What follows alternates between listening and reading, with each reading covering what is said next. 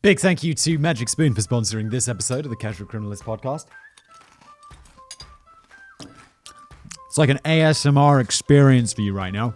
An extremely unpleasant one, where I eat some delicious Magic Spoon cereal. Now, because I'm a normal person who enjoys normal things, I'm a huge fan of breakfast cereal. The problem with breakfast cereals is for a long time I just didn't eat breakfast cereals because you're like, oh my god, there's a lot of sugar in breakfast cereal and I don't need that in my life because if I eat all of that sugar every day, and let's be honest, I'm going to have like 3 bowls, I'm going to get, pretty fat pretty quick. The great thing about Magic Spoon is there's no sugar in here. In fact, they've basically formulated something which tastes amazing. It tastes super sweet, and it's 0 grams of sugar. It says here right on the box, 4 net grams of carbs per serving and 13 grams of protein. So basically, it's high in the things that you want, and it's low in the things that you don't. I don't know a lot about dietary stuff, because, I don't know, I was never one of these people who got super into, I don't know, it always feels like CrossFit people.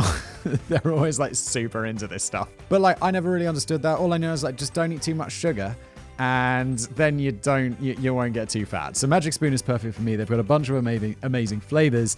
Peanut butter, which I have here, is absolutely my favorite. Closely followed by cinnamon, which I don't have. I've got Choco here. Or not Choco, Cocoa, that makes more sense. All of these are delicious. Go over to Magic Spoon, get yourself made up a variety box. Oh, by the way, all of that good stuff, it says here, keto-friendly, gluten-free, low-carb, GMO-free. So basically all the good stuff. They're always like, yeah, I should definitely do that. But you don't. Well, Magic Spoon make it easy. So all you need to do is go to magicspoon.com/criminalist and you'll get $5 off your order, which is fantastic. And what's that? Only 140 calories per serving. It's all fantastic. It's Magic Spoon. There is a link below. Welcome back to a brand new episode of The Casual Criminalist. This one I'm already going to struggle with. The Kudō-kai, the downfall of Japan's most violent Yakuza, and this is going to be full of Japanese pronunciations. And I know Callum afterwards probably going to be... Callum, if you didn't know, he's British like me, but he also lives in a different country. He lives in Japan. And so he's probably going to be listening to this afterwards and be like, Simon, your Japanese pronunciation hurts my soul. I'm sorry, Callum. I'm sorry to every Japanese person listening. Also, I feel like we cover a few of these from Japan. I don't know if that's because Callum just hears about all the serial killing living out in Japan, or...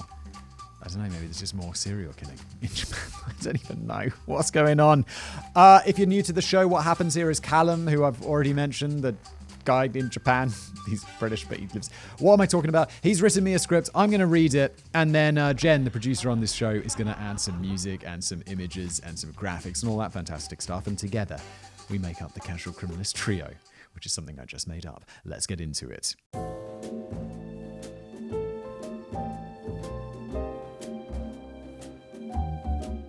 Today we're taking a break from all of the gore and misery of serial killers. Oh. Well, forget everything I said in my introduction then, Callum, and I apologize, audience. And veering off into the wild world of Oriental organized crime. Few gangsters are more iconic than Japan's tattoo-covered Yakuza. Japan's mafia clans have been popularized in everything from movies to video games and even have their own dedicated fan magazines. Oh god, it's like magazines glorifying criminals. Despite their place in popular culture, real-life Yakuza culture is actually in decline. Government crackdowns and internal schisms have been turning the screw on the gangs, and their ranks are dwindling fast as a result. But against the backdrop of rapid decline, there's one group that seems determined to go down all guns blazing. And at this moment, an operatic true crime saga is just about wrapping up in the Japanese courts. One of the nation's top mafia gangs, by far the most ruthless of their time, is being held to account for decades of violence. We'll be looking into the story of their decades-long reign of terror and the pushback from the cops and ordinary citizens, which eventually brought them down. This is the story of the Kudō-kai, the downfall of Japan's most violent Yakuza. Death of a fisherman. Late at night, on the 18th of February, 1998, Kunihiro Kajiwara walked out of a bar in the southern city of Kitakishu, Fukuoka Prefecture. The 70-year-old was the head of a fisheries cooperative out for drinks with colleagues. Earlier in the week, Kajiwara had voiced his opposition to the construction of a marine pier in the city, which either meant he was hopelessly ignorant or extremely brave. That's because the company which was proposing the construction project was backed by the local mafia, the Kudō-kai. And even among the rogues gallery of Japanese Yakuza gangs, this lot were well known for pulling zero punches. Mr. Kajiwara was about to find out that the hard way. As he stumbled out onto the street on that cold February night, two men in black approached him. One of them drew a pistol and shot the old man 4 times from point-blank range. Kajiwara was left dying in a pool of his own blood. There was little doubt as to who was to blame. The old man wasn't the first victim of this kind of mob retaliation, and he would be far from the last. His murder was the first episode in a decades-long saga, which ultimately ended with the downfall of the mafia boss who ordered the hit and the subsequent collapse of his vicious gang. But unfortunately for the people of Kyushu, they still had a few more decades of bloodshed ahead of them. Yeah, mafia's intense. For some reason, I had a dream the other day that I was being extorted by the mafia for protection money. Like, some guy just came to my studio and demanded money. And said, oh, he's going to up my store, like my office. And I was like, okay. So I paid him the money. I was like, he's just going to come back for more money, isn't he? And I was like, the mafia sucks. The Kudō-kai. Before we go any further, a bit of background on exactly who these guys are. The Kudō-kai, like many other Japanese Yakuza clans, began back in the pre-war days as an illegal gambling outfit. Throughout the 20th century, they grew in power to become the dominant criminal group in the post-industrial city of Kitakyushu, down on Japan's southernmost main island. They generally hire new recruits from youth gangs in the prison population, sending their employees to work in drug dealing, prostitution, racketeering, and all of that fun stuff. And it's a big money business. One ex-member reported making almost $19,000 a month to collecting drug debts. 10 years of smashing kneecaps and you can already start thinking about retiring, which is not a bad deal at all. Yeah, I mean, it's not a bad deal at all if you are totally okay with danger and smashing kneecaps. I'll be like, 19 grand a month is a lot of money, but I don't really want to become a criminal. Thanks. Pass. But it's not all about vice and violence. What's especially surprising for an outsider is how public these mafias are. Each is a publicly registered organization, really? I mean, that must just be like a front, right? Like, the criminal has like a fake business to like launder money, like a car wash, like from Breaking Bad or whatever, right? And they conduct illegal business above board while ruling the underworld behind the scenes. The clans even have their own publicly registered headquarters.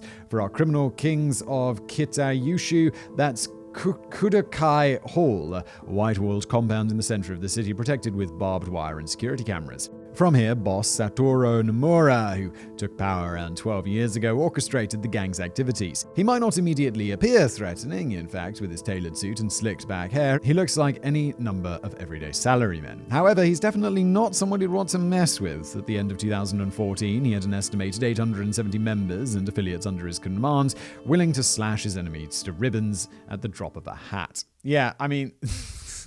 Just because he's wearing a nice suit doesn't mean he's not super, super scary and dangerous. And also, didn't the Yakuza, this might be just some movie thing or something I'm imagined or made up, but didn't they just have the tattoos? Like, they avoided the neck part of the body? Because then if you had a shirt, they couldn't see the tattoos, but then if you took the shirt off, your like whole body, like under the clothes, where the clothes can hide, would be covered in tattoos, which, I mean, that's pretty smart. And honestly, like, seems like good advice, because I see a lot of people like walking around just like with neck tattoos that kind of go up to their head, and I'm like, that might be cool now, but it wasn't cool 10 years ago, and I don't know if it will be cool 10 years from now when you're looking for a job and they're like, we don't, we work in a customer-facing industry and we don't really want a giant serpent on the necks of the people who are serving our customers in our restaurants. So pass. I just feel like visible tattoos, like, no problem with tattoos, go for it. But like visible tattoos, it's like that ain't coming off. But that's just me. I don't know, could be totally wrong. Yeah, Nomura's gang really seem to have missed the memo about keeping a low profile. While most Yakuza follow a strict code of conduct which prohibits the murder of civilians, these guys just kind of say, well, f*** that noise. So if you sign up with the Kudō-kai, you're pretty much guaranteed the full GTA experience. Fast cars, heavy weaponry, and heaps of unnecessary violence. All stuff that I love in GTA. Immensely enjoy GTA. Things I want from GTA in real life. Nothing. Absolutely nothing. Maybe the nice weather. I'm not exaggerating. In 2012, the police even busted one member for possession of a rocket launcher. That's a 4-star wanted level right off the bat. Yeah, maybe, but you can get 6 stars on GTA. I play way too much GTA 5. They're not shy about using their arsenal of assault weapons either. For example, when Chinese triads tried to muscle in on their turf by opening a massage parlor without their blessing. Massage parlor, air quotes. Get the feeling there might be some prostitution going on there.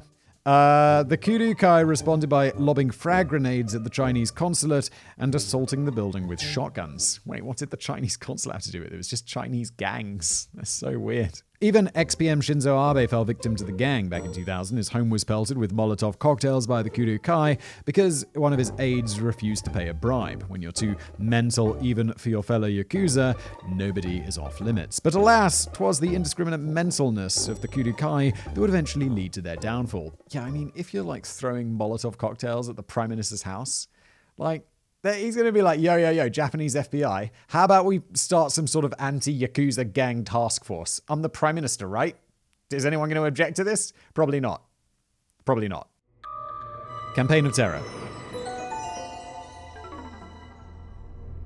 So now you're aware of who we're dealing with. The Kudō-kai are more like full-blown domestic terrorists than standard mafiosos. Throughout the past 50 years, they regularly employed these shock and awe tactics to gain a stranglehold over the construction world in their territory, with boss Nomura ordering an ever-escalating string of attacks against anyone who disagreed. Yeah, these guys are not like... I don't know, I've made a bunch of videos. I got another channel called Biographics, and we often cover like American mafia figures in there, sort of like the Italian mob, etc. And it's like, that always seems really violent to me and intense. And it's like, yeah, the Japanese guys, no. We're attacking the Chinese were attacking consulates. We're attacking the Prime Minister's house. We've got rocket launchers. You're going to have a bad day.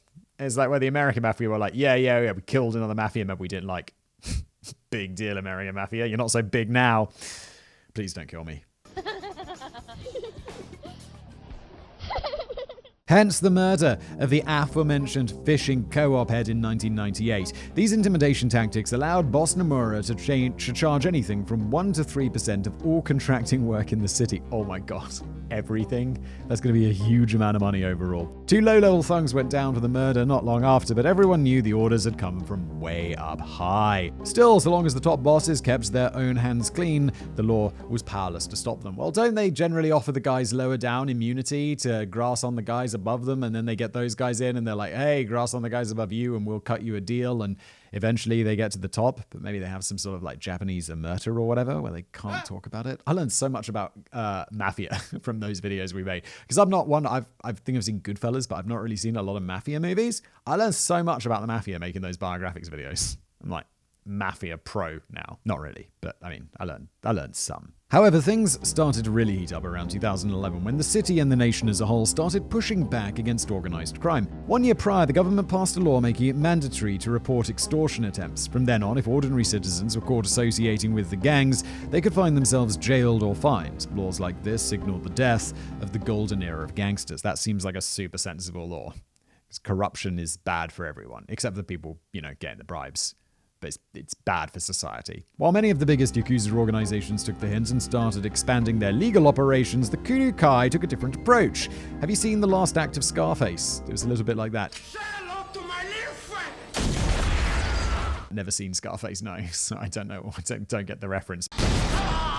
But hopefully you do. What follows is basically a greatest hits from the past 10 years, showcasing the mental stuff boss Nomura and his merry men got up to. 2011. In February 2011, a middle-aged security guard showed up for work in the Shimizu Corporation construction site. He was an ex-cop who landed the gig after retirement. Usually, the job would mean just stopping teenagers from hopping the fence, but unfortunately, the guy's employer had recently pissed off the city's top crime gang. What have you got yourself into? Shimizu Corp was among several companies who had banded together against the Kudō-kai's racketeering attempts and refused to pay, but if the Kudō-kai weren't paid in cash, they collected their debts in blood. Oh, it sounds like a movie line. Over the past 5 years, they had been launching regular attacks against the company's officers, so the employees basically knew what to expect. After the 17th time a frag grenade knocks your coffee mug over, you barely bat an eyelid. I love how they're just not messing. It's not guns. It's not like quietly killing people on the street. It's like, no. Bombs. literal grenades into officers. Nonetheless, the guard was taken by surprise that night when a black car showed up at his post around 7 p.m. As the car cruised past the entrance to the construction site, the passenger rolled down his window. The guard shouted out, and the reply was a gunshot, which caught him in the stomach. As he crumpled to the ground, the driver sped off. For a gang famous for their hatred of the police, this attack meant killing 2 birds with 1 stone. Thankfully, they didn't actually kill the guy, who was rushed to hospital and made a full recovery. His near-death experience served as a warning for any other companies considering stepping out of line. Yeah, holy it's like, that is an intense warning. It's like, yeah. You just want a chill security guard job?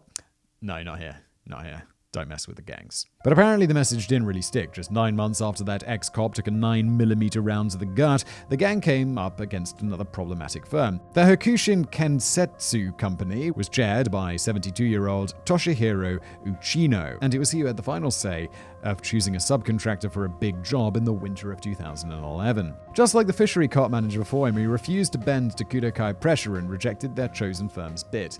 I don't know. It's like, yeah, I know corruption's wrong, but if I'm in this dude's position, it's like, I know I'm going to be killed if I don't accept it. So I'm going to be like, yeah, risk getting in some trouble or accept it and not get killed. It's like trouble is better than death.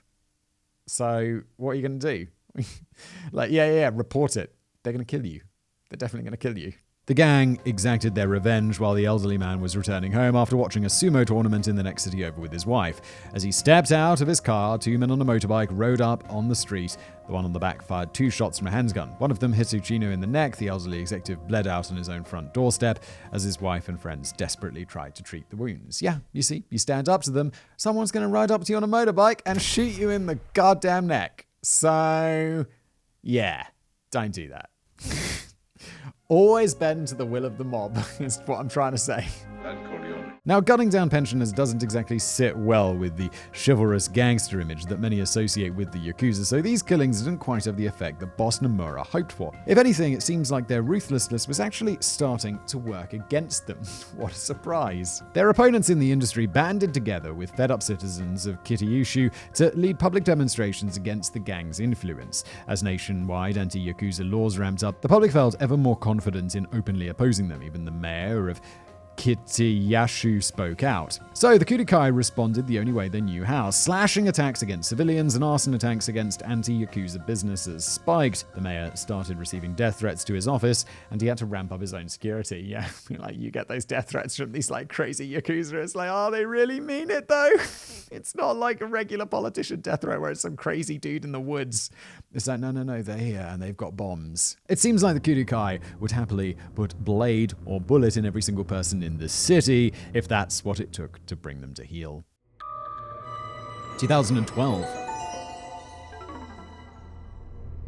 It wasn't just industry magnates and politicians on their kill list either. Even the police were considered fair game. Around this time, investigators were close to building a convincing tax evasion case against boss Nomura, so his gang decided to send a signal directly to the top ranks of the force. On April the 19th, 2012, former detective Yasuo Hiroshi was walking to work through a residential part of Kitakyushi at about 7 a.m. Onlookers watched in horror as a man on a motorbike rode up beside the 61-year-old, pulled out a gun, and the rider shot the ex-cop in the hip before speeding off. No prizes for guessing who was behind the attack. No. It's the gangs. Hiroshi was one of the city's top detectives in his day and took a firm stance against the Kudō-kai throughout his entire career. The renegade cop had stepped down the previous year, citing fears for he and his family's safety. Good call. All things considered, he got off relatively lightly with just a hospital visit, considering that he had been a thorn in the gang's side since 1978. An office lady managed to prop him up against a wall and called an ambulance. Hiroshi was back on his feet after a month of recovery. The Kudō-kai, however, would never quite recover from this, because seeing as one of their own had been attacked, the police response was massive. That's what it took. The grenades at the Prime Minister's house didn't encourage a massive enough police response. They'd be like, get on it, guys. That was the Prime Minister. We should do something about these gangs. Over 120 officers converged on Kudō-kai Hall, while 20 special weapons officers in tactical gear kept watch outside. The rest ransacked the gang HQ for evidence. Later that day, as a middle finger directed straight at boss Nomura himself, prosecutors indicted him for tax evasion. A huge chunk of the racketeering profits, which had trickled up to the chief through his underlings, had been uncovered, revealing that Nomura had successfully avoided a modest 319 million yen in income tax, about $2.9 million, Don't ever let anyone tell you that crime doesn't pay. I have to say, I kind of expected that he'd have more money. He's the head of some sort of crazy, dangerous Japanese crime gang that's the biggest in the country, and he avoided that little. I mean, did they just not catch the rest of it, or did he just like launder that in a normal way or something? I don't know. Either way. Got Al Capone his ass. 2013. As we move into 2013, the news is starting to tighten on boss Nomura and his crew. The cops made a habit of frequently raiding his home and other Kudō-kai properties, trying to shake out the gang. All of this added stress did nothing to cool boss Nomura's famously volatile temperament, which brings us to the most outstanding and most absurd charge on his rap sheet. Towards the end of 2012, the then 66-year-old Yakuza boss went to a clinic in the city of Fukuoka for what newspapers intriguingly refer to as cosmetic surgery on his genitals. Okay. As you know, on this show, we like to ask the difficult questions that others are just too damn afraid to ask. So, are we talking about mole removal or something, or a facelift kind of deal? I think we'll just chalk this one up to an unsolved mystery and move on. Penis enlargement? You didn't tune in for these mental images anyway. Certainly did not. Anyway, whatever he was in for, boss Nomura was apparently extremely unhappy with the results of his nether region's nip and tuck.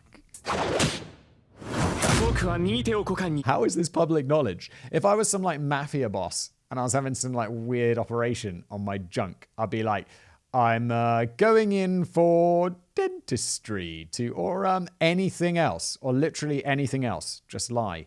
And if anyone questions you, I don't know, chop off their head. You're a mafia boss. Just do it. Fukuoka city prosecutor said that he unjustifiably resented the failed surgery and conspired to exact his revenge against the clinic. This meant targeting a female nurse who was part of the surgical team that day. Apparently, boss Wonky Knob found her especially disrespectful during his little medical ordeal. So in January 2013, he allegedly had one of his Kudō-kai lackeys track her down. While the innocent woman was walking home from work, the gangster jumped her and stabbed her in the chest and neck. Imagine ordering a woman stabbed in the neck because she didn't treat your elderly genitals with enough respect. It doesn't exactly scream mental stability. I don't think if you're like the head of some sort of crime syndicate, I don't think you're like super mentally stable. It's like, you got to be like happy to kill people. There's going to be people backstabbing you all the time. It's got to be pretty intense, right? I've seen enough mafia stuff to know that it's pretty intense. It's going to be a high stress lifestyle. Once again, though, the victim survived. Despite these guys are kind of at stabbing people, to be honest, and shooting people. It's like you just shoot them in the wrong places, or you stab them and you're just not very good at it, are you? Please don't kill me. Despite being understandably traumatized, her ordeal would eventually prove essential to bringing the old Yakuza boss to justice. Nomura's reign of terror was fast coming to an end, and he must have been able to sense it. Towards the end of 2013, raids on his properties were becoming increasingly frequent, and something big was cooking over at the Fukuoka Prefecture Police Headquarters. Unbeknownst to the Kudō-kai, investigators had reopened the murder case from 1998. Not content with pinning the crime on some low-level enforcers who carried out the hit, they were looking to trace the culpability right up the chain of command, and as the police's attention returned to that case, the Kudō-kai once again targeted the family of the deceased. Here's where the story comes full circle. In December 2013, the Kudō-kai once again targeted the head of that same fishing cooperative. Now it was a man called Tadayoshi Ueno, who several sources report was the younger brother of the murdered chairman from 1998. If that was me, I'd be like, wait. They murdered my predecessor because he made this decision that they didn't like. It's like, I wonder what decision I'm going to make. I'd just be so easy to be like, I don't know, I'm not a hero. It's just a fishing port. I know it's bad and corruption's wrong, but I'd be like, they literally murdered the last dude. Yeah, I'm sorry, but I'm going with the dodgy mafia people, and I don't care, because otherwise I'll be dead. The family and organization continued to stand up against the mafia even after that murder, and this once again put them at the top of the gang's hit list. What are you doing? You're just going to get yourself killed. At about 8 a.m. on the 20th of December, the new chief executive was taking out the trash at his Kitayushu home. A car was parked some way down the street, and as the old man stepped out of his front door, the driver fired up the engine and rolled past the driveway. Tadayoshi Ueno was shot down and found some minutes later by a passerby. Unfortunately, paramedics were unable to save him, and he died at the scene. What a shocking turn of events! He was 70 years old, the same age his brother had been when he was gunned down 15 years prior. If there's one thing Nomura is known for, besides his love of violence at apathy towards taxes. It's his superhuman ability to hold a grudge. As if any more proof of that is needed, 5 months later, a Kudō-kai member stabbed a 29-year-old dentist as he got out of his car in a parking lot. The guy's only crime had been being the grandson of Ueno and the great-nephew of the first murdered chairman. If at first they do not heed, stab, shoot, and stab again. They probably have another motto, but I think this one fits better. Yeah, I agree. It's super intense. You're just killing that dude because his granddad was someone you didn't like. It's like, what did he do to you? He's just someone. If my granddad did something someone didn't like and they killed me, I'd be like, what are you talking about? He's my granddad. He's not me. Doubtful. By mid-2014, the case against Kudō-kai top brass was looking increasingly strong. It was always suspected that their underlings would go to prison silently, staying loyal to the boss, even if it meant losing decades of their lives. It made it extremely difficult to nab the top dogs. Okay, there you go. They do have some sort of a murder code, like the Code of Silence or whatever. But after undisclosed new evidence emerged in the 1998 murder case, Kitakyushu city prosecutors were able to conclusively prove that the hitmen were not acting on their own behalf. The orders came from on high. This sets a dangerous precedent for the Kudō-kai leaders for the first time since that botched genital surgery. Boss Nomura was well and truly sweating. It all came to a head in the second week of September 2014 when over 530 riot police officers were secretly transported down to Kitakyushu from around Japan. Clearly something big was about to go down. On the 11th, these officers were deployed to key Kudō-kai locations around the city, while local officers surrounded the house of boss Satoru Nomura. If this story ever gets turned into a film, this bit would be the final showdown. At 7:20 a.m. that morning, the mafia head's house was raided and he was served with an indictment, a murder charge, for the 1998 killing. He thought he was immune from prosecution so long as he'd let his soldiers do the killing, but the times they were a-changin'. Yeah, it'd be a bit weird if you were immune because you ordered someone to kill someone else. They killed someone else. It's like, no, I didn't do it, did I? It's like, yeah, I didn't kill them. The gun killed them that I fired. It doesn't work like that, does it? They both people go to prison for murder. And that's definitely how it should be. Obviously. As Nomura was carried off in the back of a police car, his Kudō-kai bodyguard stood by the side of the road and bowed. They probably thought the arrest was all a bit of theatre for the news cameras, a legal pantomime to humiliate the Kudō-kai boss for daring to mess with the cops directly. After all, boss Nomura had been virtually untouchable for years, but Nomura's underlings grew nervous as the charges started to pile up. The Fukuoka city prosecutors were very much for real this time. After all, once a precedent was set by slapping Nomura with the 1998 case, why not try pinning the rest of the gang's crimes on him too? The argument was that since the Kudō-kai emphasized absolute loyalty and absolute obedience, there was only one man at the source of all that terror. As his subordinates were scooped up and convicted for many crimes we've covered today, Nomura's odds of dying a free man started rapidly dwindling. Yeah, he was in his 70s or something, wasn't he? It's like, you're going to prison for murder, you're going to be there for a while. Also in Japan, they still have the death penalty. They could hang you, which is pretty intense. The month after his arrest, the nurse's stabbing was added to the mix. The next year, further charges were tacked on for stabbing of the dentist and another non-fatal shooting of a contractor. Then in 2017, he landed his fifth arrest for the shooting of the ex-detective, thanks to wiretap evidence. Taken separately, all of the incidents just represented a pattern of gang violence, but prosecutors managed to weave them together in a complete narrative of a crime boss wielding his tyrannical power over a city. This kind of case is unprecedented in Japanese legal history, making Boss Nomura something of a poster boy for the government's crackdown on organized crime. I mean, it took them bloody long enough. When these guys were around, like running gambling houses or whatever, from before the First World War or Second World War, and the government's finally like, yeah, we maybe should do something about these gangs. It's like, took you bloody long enough, didn't it? And as things stand, things are looking pretty bleak for the old boy. What's happening now? The Kudō-kai's top dog was convicted on tax fraud in 2018 and is still serving a 3-year sentence for that. A verdict is expected on the murder-assault conspiracy trial sometime after this summer, so we've got that to look forward to after the Euros and the Olympics wrap up. Yeah, they gotta get him on that murder, right? Or he's the top of an organization.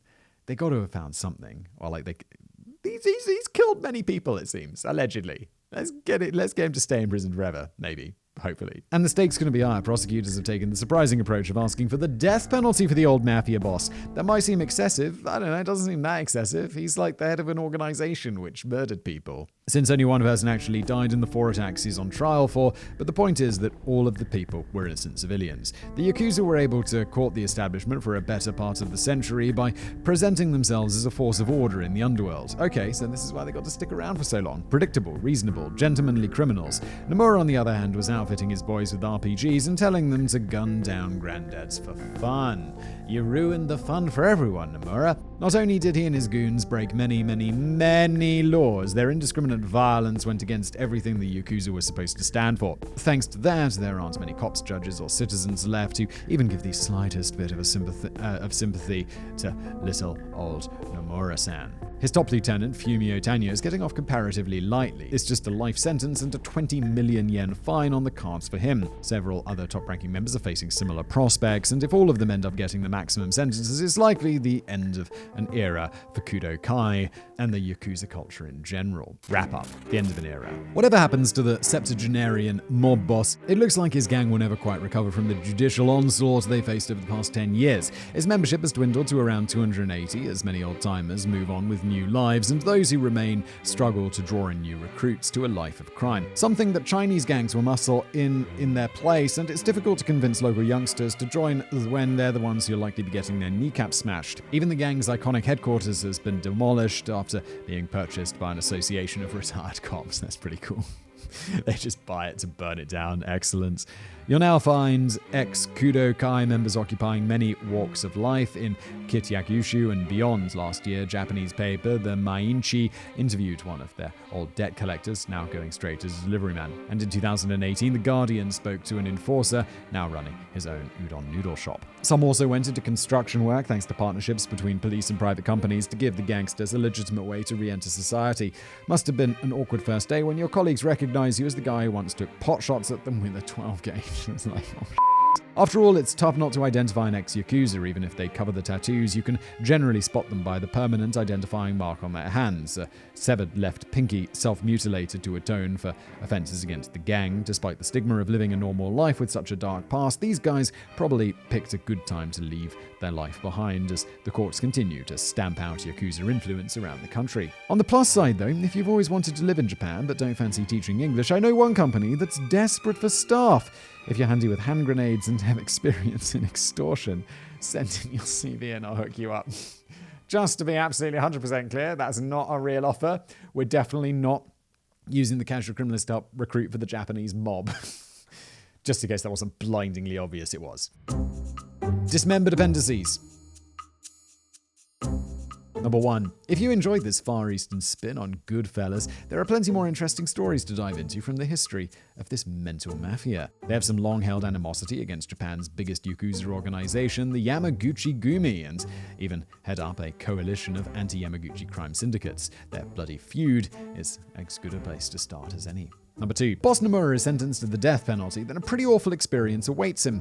I mean, of course, being executed is never ideal, but especially so in Japan. Death row inmates are never told when they're scheduled to die, so they can spend years or even decades living in a Kafkaesque nightmare. Every day they wake up wondering if they'll get the surprise announcement. When it eventually comes, they're hanged just a few hours later. Oh my god, that is so intense. That is so intense. Like, why would you do that? That is just cruel. Number 3. The practice of finger chopping is called yabutsume, literally finger shortening. If a Yakuza fails the gang, they're expected to self-amputate a segment of finger, starting with the end of the left pinky, and present it to their boss. Interestingly enough, the practice isn't only restricted to Yakuza. Each time I present a script with a typo, Simon makes me chop off a bit of a digit to regain my honor. Excellent, Callum. I mean, there's been 0 typos in today's episode. I think I saw one... Is it an apostrophe? I think the word's an apostrophe. There was a colon instead of an apostrophe, or a semicolon instead of an apostrophe. I was like, Callum, I'm looking forward to seeing part of your finger later. Simon makes you chop off a bit of a digit to regain my honor, which makes it more difficult to type. Kind of a vicious circle, really. This has been an episode of The Casual Criminalist. I really hope you did enjoy it. If you did and you're watching this show on YouTube, please do drop a like below, subscribe. If you're listening to this show in its audio version, hello there. I'd appreciate a review. That would be fantastic. If you're on Apple Podcasts, you can leave a review. I think there's like 1,000 of them now, which is incredible and awesome. Thank you so much to everyone who's left reviews so far. I look at them, I read them. They seem to be overwhelmingly positive, which is always so nice to read. So thank you everyone who's left a review. It makes a big difference to me. It's nice to see those reviews, so please do that. And as always, thank you for watching or listening.